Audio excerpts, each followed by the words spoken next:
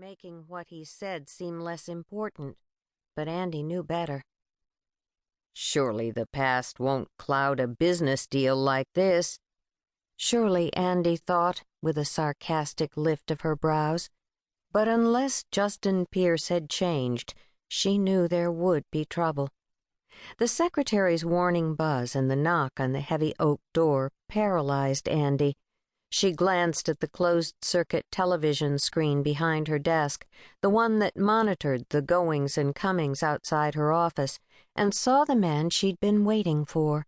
She looked at Wes, trying not to look as fragile as she felt. He seemed torn between compassion and amusement as he sat on the edge of her desk. "It's him," he said. "I can't believe he came."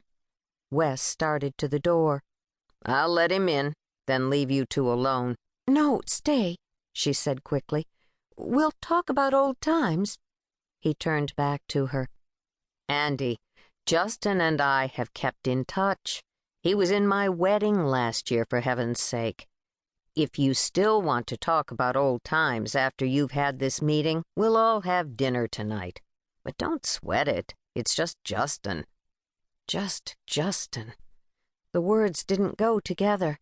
It was like saying just napalm. Justin Pierce had never been anything that could be preceded by the word just. She went back to her desk but remained standing.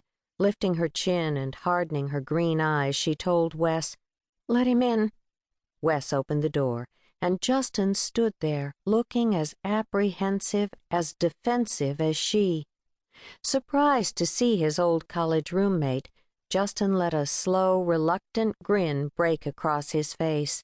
"Hey, buddy," Wes said, taking his hand in a friendly shake. "How's it going?" Justin laughed. "Man, I didn't expect to see you here. We haven't talked in a few months. This is one of the reasons I've been so busy. Andi hired me to head up the building going on here," he said. At the mention of her name, Justin's smile faded, and he faced the woman behind the desk.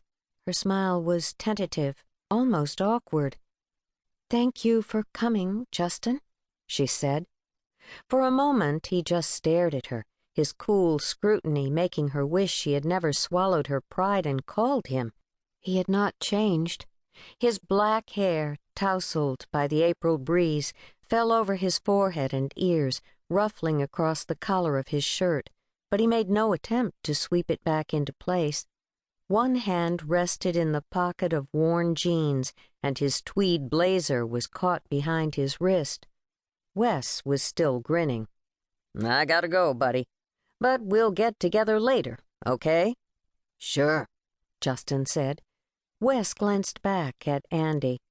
"You know where I'll be." Andi nodded. The door shut behind Wes, but Justin made no move to come further into the room. "You look good," he said in a detached voice. "The years haven't done any damage." His lids hung low over the clear blue of his eyes, like shields poised for battle. Andi shrugged, hoping to hide her resentment at his observation. Did he expect her to be a forlorn, shriveled creature who'd begun deteriorating the moment he left? 8 years isn't that long," she said.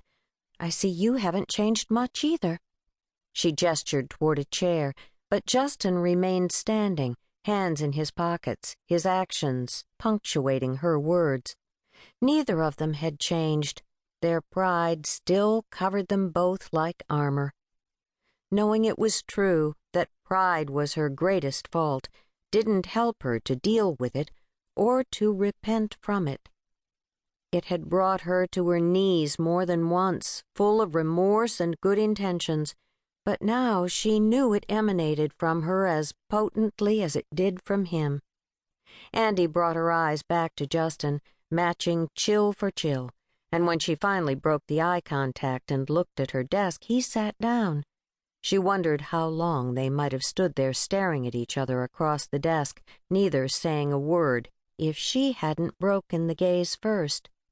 The very childishness of all that pride made her angry.